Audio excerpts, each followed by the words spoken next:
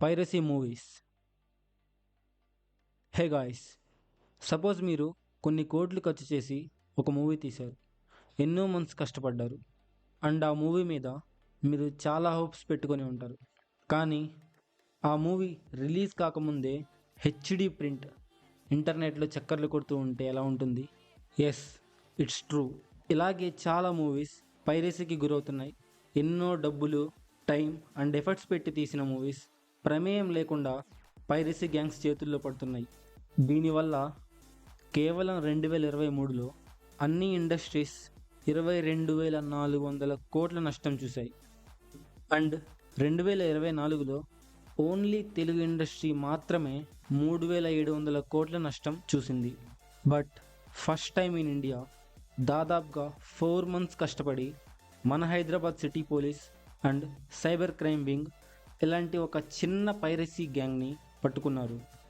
So first అసలు ఈ piracy అనేది ఎలా జరుగుతుందంటే, ఇందులో 2 ways ఉన్నాయి.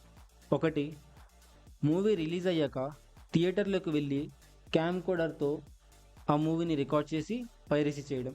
అండ్ రెండోది and most important, movie release అవ్వకముందే డైరెక్ట్గా డిజిటల్ మీడియా హౌసెస్ డేటాబేసెస్ని హ్యాక్ చేసి ఈవెన్ బిఫోర్ ద రిలీజ్ మూవీని పైరసీ చేయడం.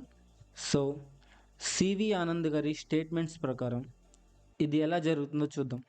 ఫస్ట్ మెథడ్లో ఒక పర్సన్ ఉంటాడు.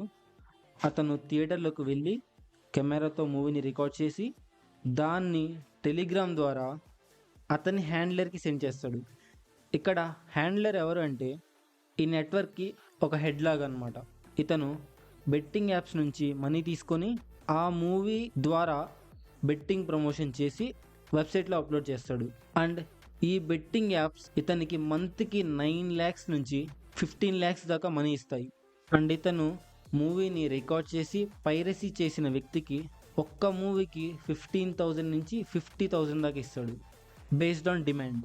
సో ఇది ఒక వే.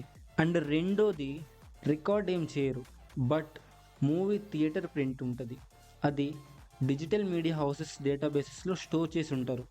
హ్యాకర్స్ ఏం చేస్తారంటే డైరెక్ట్గా ఈ డిజిటల్ మీడియా హౌసెస్ డేటాబేసెస్ని హ్యాక్ చేసి అక్కడి నుంచి మూవీని పైరసీ చేసి సేమ్ ఫస్ట్ మెథడ్లో లాగానే ఆ హ్యాండ్లర్కి ఈ మూవీని టెలిగ్రామ్ ద్వారా సెండ్ చేస్తారు.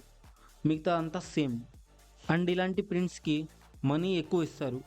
సో సేమ్ ఇలా ఒక అబ్బాయిని పోలీసులు పట్టుకున్నారు. అతని క్రిప్టో వ్యాలెట్లో నియర్లీ 1 crore rupees ఉన్నాయి. సో మ్యాక్సిమం వీళ్ళంతా ట్రాన్సాక్షన్స్ అన్నీ క్రిప్టో వ్యాలెట్స్ ద్వారా చేస్తారు.